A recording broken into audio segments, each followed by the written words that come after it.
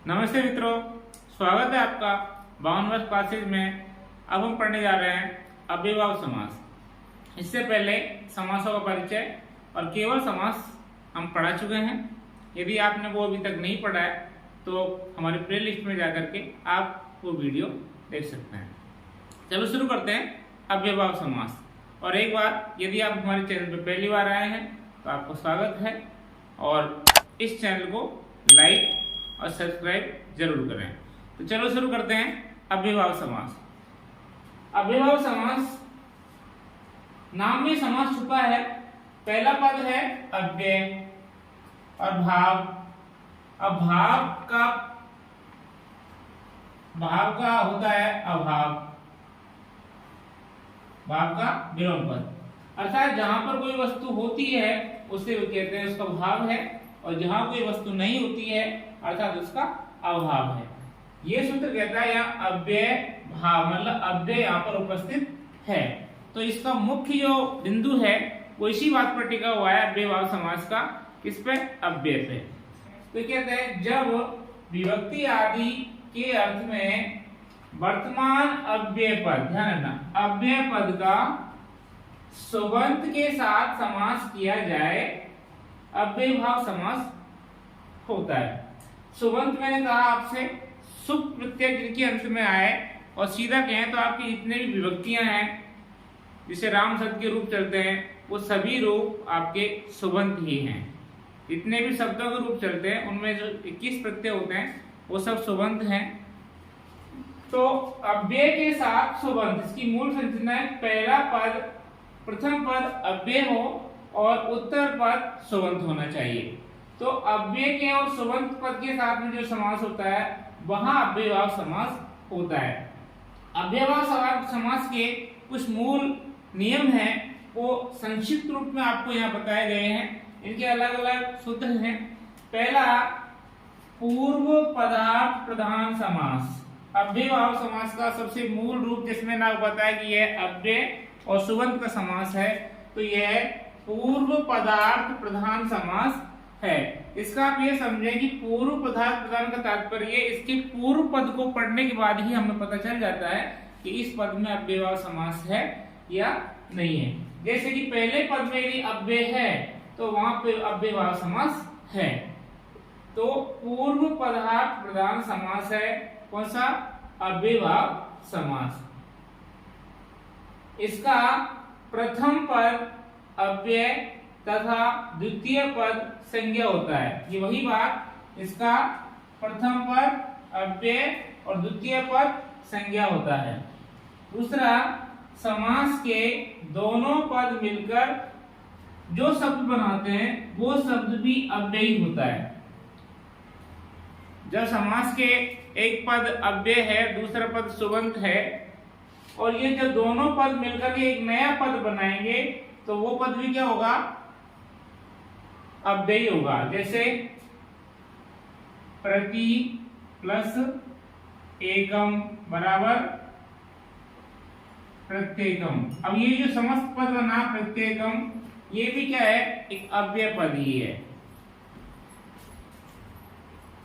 दूसरा, यहाँ पर मैंने कहा पूर्व पदार्थ प्रधान समास है, और जब मैंने आपको समास का परिचय पढ़ाया तो मैंने आपको बताया समास की जो 5 भेद है उनमें पहले नंबर पे कौन सा है, दूसरे नंबर पे कौन सा है, तीसरे नंबर पे कौन सा है, ऐसे। तो समास का जो पहले नंबर पर था वो था केवल समास, जो आपको मैंने पढ़ा चुका हूँ। दूसरे नंबर का है पूर्व पदार्थ प्रधान समास। ये कौन से नंबर पे है? द्वितीय।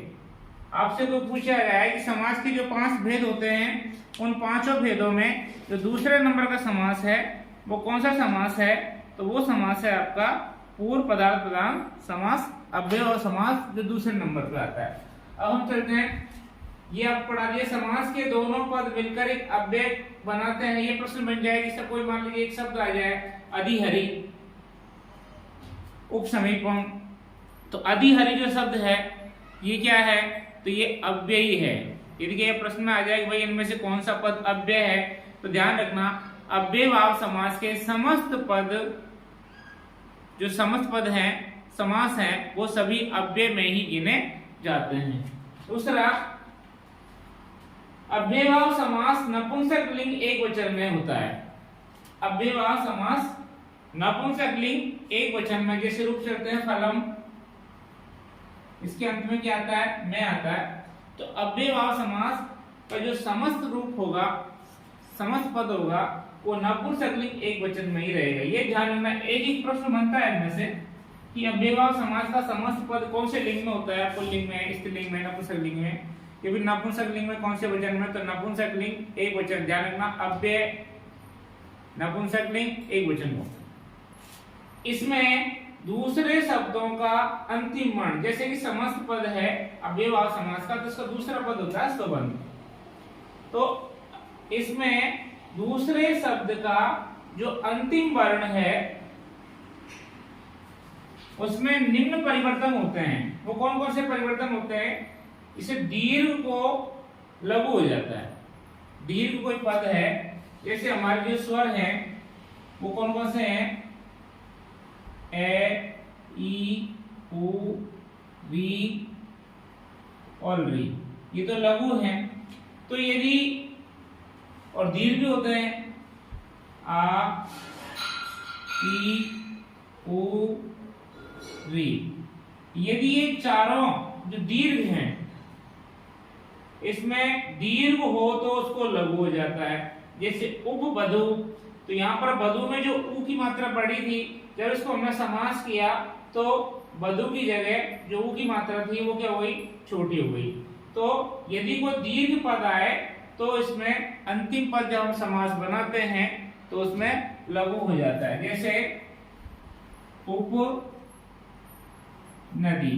अब आप पता है नदी में हमेशा बड़ी की मात्रा आती है, लेकिन इसका जब समास करेंगे तो ये बनेगा उप नदी।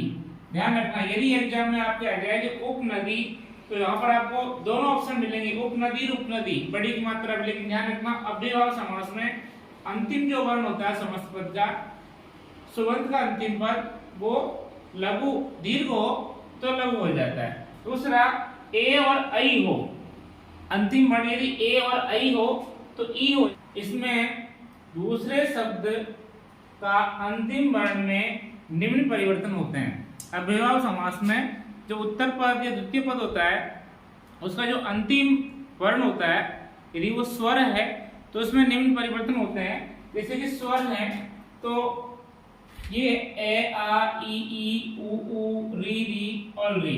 यदि इनमें से कोई सा भी वर्ण अंत में आ जाए तो हमको दीर्घ के स्थान पर लघु करना है। आ के स्थान पर ए, बड़े के ई, बड़ा का छोटा ई और बड़ा री का री। तो ये दीर्घ हो तो लघु हो जाता है। जैसे उप प्लस बधु बराबर उपबधु। अब यहाँ बधु है जो पद बड़ा की मात्रा है, लेकिन यहाँ पे जब समास किया तो बड़ा के स्थान पर छोटा हुआ आ गया। ऐसे ही उप प्लस नदी उपनदी, ये कई बार एग्जाम में पूछा जाता है उपनदी, और वहां पर छोटी की मात्रा आएगी। ध्यान रखना, समस्त पद में छोटी की मात्रा आएगी, वैसे नदी शब्द में बड़ी की मात्रा आती है। दूसरा परिवर्तन है ए या ऐ। यदि ये दोनों वर्ण आए तो दोनों के स्थान पर ई हो जाता है। जैसे आ प्लस मुक्ति। अब आ प्लस मुक्ति में क्या है? ए आया है, तो ए के स्थान पर क्या हो गया? ई, तो समस्त पद हो गया आ मुक्ति। ऐसे ही उप और गो, तो गो जो उत्तर पद है इसका अंतिम वर्ण है ओ, तो ओ या औ हो तो उ हो जाता है, तो यहाँ पर क्या हो गया? उपगो। इस प्रकार से ध्यान रखना, यदि दीर्घ हो तो लघु हो जाता है, ए ऐ हो तो छोटा ई हो जाता है, और ओ औ हो तो उसके स्थान पर उ हो जाता है अंतिम पद में अव्ययभाव समास।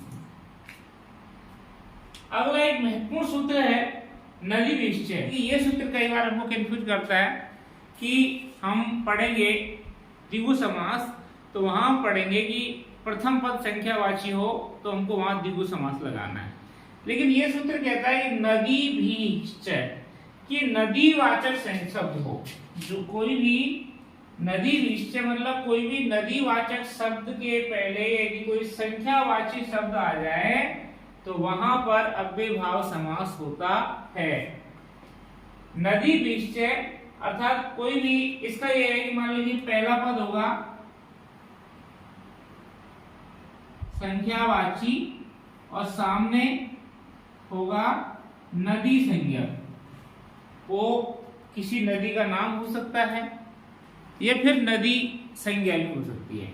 यदि ऐसा आए तो वहां पर आपको द्विगु समास नहीं करके अव्ययभाव समास ही करना है। और ये प्रश्न कई बार एग्जाम में आ चुका है, तो ध्यान रखना। नदी विषय में इसलिए डाला है कि कोई भी पद आ जाए संख्यावाची पद के साथ में, यदि कोई नदीवाचक शब्द आए तो वहां पर आपको अव्ययभाव समास करना है। जैसे पंचगंगम, अब यहाँ पर जो शब्द है गंगम, ये क्या है? गंगा है। गंगा क्या है? नदी है। इसके पहले शब्द आया पंच, जो क्या है? संख्यावाची है। यदि आपको मान लीजिए व्याकरण में ये सूत्र नहीं होता तो फिर बाद में इसमें द्विगु समास ही होता है। लेकिन ये कह रहा है कि नदीवाचक शब्द के पहले यदि कोई संख्यावाची शब्द आए तो वहां पर आपको अव्ययभाव समास करना है। तो इसका विग्रह होगा पंचानाम गंगा नाम समाहारे अर्थात पंच गंगम। ऐसे ही द्वि यमुनम, सप्त गंगम, ऐसे कई उदाहरण हैं जो आपको अव्ययभाव समास में देखने को मिलेंगे। अब हम चर्चा कर रहे हैं अव्ययभाव समास के उदाहरणों पर। अव्ययभाव समास के कुछ प्रमुख उदाहरण जिनके ऊपर हम यहाँ चर्चा करेंगे। उदाहरण देखे जाए तो बहुत है, लेकिन प्रमुख उदाहरण जो अधिकतर एग्जाम में पूछे जाते रहे हैं, ये विग्रह समास और ये कुछ समास जो किन किन अर्थों में आपके यहाँ आए हैं। अव्ययभाव समास का एक प्रसिद्ध सूत्र है अव्यय विभक्ति आदि, तो उसमें 16 अर्थों में अव्ययभाव समास काम में आता है। तो पढ़ते हैं, हरौ इति अधिहरि। हर समस्त पद में आप देख लेना कि प्रत्येक का प्रथम पद अव्यय होगा, उत्तर पद संज्ञा या सुबंत होगा। हरौ इति अधिहरि कृष्णस्य समीपम उप प्रश्नम, यहाँ जो उपसर्ग है ये समीप अर्थ में आया है। मद्राणाम समृद्धि सुमद्रम, यहाँ जो सु है ये समृद्धि अर्थ में आया है। कई बार ये भी एग्जाम में पूछ लेता है कि भाई सु जो अव्यय है ये किस अर्थ में आया है, तो समृद्धि अर्थ में। यवनानाम वृद्धि दुर्यवनम, यहाँ पर जो दुर अव्यय है किस अर्थ में आया है, वृद्धि अर्थ में आया है। हिमस्य अत्य अति हिमम, यहाँ जो अति अव्यय है किस अर्थ में आया है, अत्य अर्थात विनाश के अर्थ में आया है, अर्थात हिमस्य अत्य अर्थात हिम का नाश। निर्मक्षिकम मक्षिकाणाम अभाव, निर्मक्षिकम, यहाँ पर जो निर अव्यय है वो अभाव अर्थ में आया है। निद्रा संप्रति न युज्यते अति निद्रम, यहाँ पर जो अति अव्यय है ये असंप्रति अर्थ में आया कि अब निद्रा संप्रति न युज्यते अर्थात निद्रा अब ठीक नहीं है, अर्थात सुबह उठने का समय हो गया, ये नींद लेने का समय नहीं है, तो कहेंगे अति निद्रम अर्थात निद्रा संप्रति न युज्यते। जैसे हम सोते रहते हैं, ये हमारे मम्मी पापा या हमारा क्लासमेट हमको जगाता है कि भाई बहुत सो लिया, अब पढ़ने का टाइम हो गया, तो वहां पर कहा जाता है निद्रा संप्रति न युज्यते विग्रह के रूप में, और समास में कहा जाए तो अति निद्रम अर्थात निद्रा बहुत हो गई। हरि शब्द से प्रकाश है इति हरि, यहाँ पर जो इति शब्द है, इति अव्यय है, ये किसी शब्द के प्रादुर्भाव, किसी कोई शब्द कहाँ से निकला उसके अर्थ में आया, तो हरि शब्द से प्रकाश है कि हरि शब्द का प्रकाश यहाँ से हुआ। विष्णु पश्चात अनु विष्णु, यहाँ पर जो अनु अव्यय है उपसर्ग है ये पश्चात अर्थ में आया है अर्थात विष्णु के पश्चात। रूपस्य योग्यम अनुरूपम, यहाँ पर जो अनु उपसर्ग है ये योग्य के अर्थ में आया। ध्यान रखना ये आपके एग्जाम में आ जाए अनुरूपम में पूछ लिया जाए कि जरूर नहीं कि आपसे समस्त पद या विग्रह ही पूछे, वो आपसे कुछ भी पूछ सकता है कि अनु जो उपसर्ग है ये किस अर्थ में आया है, तो यहाँ पर अनुरूपम में तो अनु योग्य अर्थ में आया है, और अनु विष्णु में जो अनु है वो पश्चात अर्थ में आया है। चक्रेण युगपत सचक्रम, यहाँ पर जो स उपसर्ग है ये चक्रम अर्थ में आया है। दिनम, यहाँ वीप्सा अर्थ में दिनम दिनम प्रति प्रतिदिनम, यहाँ पर जो प्रति उपसर्ग है ये वीप्सा, वीप्सा मतलब किसी भी शब्द की बार बार दो या दो से अधिक बार आवृत्ति होने को वीप्सा कहते हैं। शक्ति अनतिक्रम में यथा शक्ति, यहाँ पर जो यथा है अनतिक्रम के अर्थ में आया है। अनतिक्रम मतलब जिसका उल्लंघन नहीं हो। हरे सादृश्यम से हरि, यहाँ पर जो से है ये सादृश्य अर्थ में आया है। ज्येष्ठस्य अनुपूर्वेण, अनुपूर्वेण मतलब क्रम से 1 2 3 4 मतलब क्रम से लेना, तो यहाँ पर अनुज्येष्ठम की ज्येष्ठ मतलब बड़े से लेकर के। तृणम अपि अपरित्यज्य, तृणम अपि अपरित्यज्य से तृणम, इन छोटे छोटे जो शब्द है वो ध्यान रखना क्योंकि इनके जो विग्रह है बड़े लंबे हैं। सतृणम, तृणम अपि अपरित्यज्य साग्नि अग्नि ग्रंथ पर्यंतम, जैसे हम पढ़ते हैं कहां तक पढ़ लिया कि अग्नि ग्रंथ तक पढ़ लिया, तो हम कहेंगे साग्नि। उपसर्गम सर्द समीपम, यहाँ पर जो उप है उपसर्ग ये समीप अर्थ में आया है। जराया समीपम उपजरसम, यहाँ भी जो उप है ये समीप अर्थ में आया है। इसका एक अलग सूत्र है शरद प्रवृत्तिभ्यो। नद्या समीपम उपनदम या उपनदी, जैसे मैंने आपको समास पढ़ाया जब बताया भाई जब दूसरे पद का अंतिम वर्ण यदि दीर्घ है तो वो लघु हो जाता है, तो यहाँ पर जो उपनदी में आप देखो बड़ी की मात्रा थी वो छोटी में परिवर्तित हो गई है। दो मुनि, द्विमुनि या दो मुनि, ये दोनों विकल्प से होते हैं। और दूसरी बात, समास का नाम अव्यय है तो अव्ययभाव समास का कोई सा भी पद जो समस्त पद है वो सभी अव्यय पद होते हैं, ध्यान रखना। कई बार आपसे समास में से प्रश्न न पूछ करके वो अव्यय के टॉपिक में से प्रश्न पूछ ले और वहां आपसे पूछ लिया जाए कि सुमद्रम, ऐसे पूछ लिया जाए इनमें से कौन सा पद है जो अव्यय नहीं है और वहां सुमद्रम आ जाए, तो ध्यान रखना ये जो अव्ययभाव का समस्त पद है ये सभी पद अव्यय होते हैं। धन्यवाद। उम्मीद है आपको हमारी क्लास पसंद आई होगी। यदि आप हमारे चैनल पर पहली बार आए हैं तो आपका बहुत बहुत स्वागत है। यदि आपने हमारे चैनल को अभी तक सब्सक्राइब नहीं किया है तो आपसे विनम्र निवेदन है कि सब्सक्राइब करें और आने वाले सभी वीडियो को देखें। और संधि जो हमने पूरी पढ़ा चुके हैं वो आपको हमारी प्लेलिस्ट में मिल जाएगी। यदि आपने अभी तक चैनल को सब्सक्राइब नहीं किया है तो सब्सक्राइब जरूर कर लें और कमेंट्स अवश्य करें, लाइक और अपने मित्रों के साथ शेयर करें। और हमारे द्वारा की गई मेहनत उम्मीद है अधिक से अधिक लोगों तक पहुंचेगी और उनके लिए कारगर साबित होगी, मील का पत्थर साबित होगी। धन्यवाद। आपका दिन शुभ हो।